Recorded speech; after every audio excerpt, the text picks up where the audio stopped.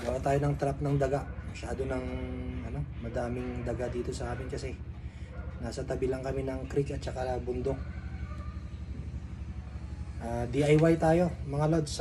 Subukan natin gumawa ng trapan ng mga daga.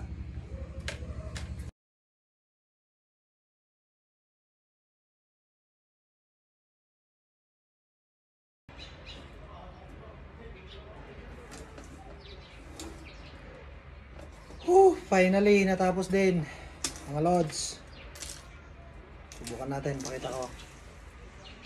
Nakita ko lang to sa mall, ginaya ko. Ito, sasabitan ng pagkain dito sa loob. Pag hinila niyang ganon, hindi nakita. Trap siya doon. Isa pa. Nakita ko sa mall ang mahal, 650. Sabi ko kaya kong gayahin. So, ginaya ko. Pakita ko sa inyo. So, yan na mga lods. Meron siyang spring doon sa loob. Nilagyan ko ng spring.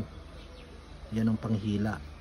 Tapos, yung sumasayaw doon, yun ang sasabitan natin ng food.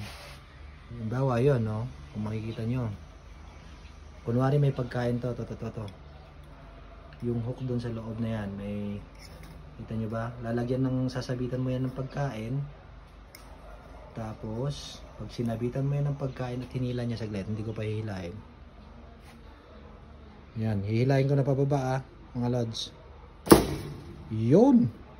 Natrap na siya doon sa loob.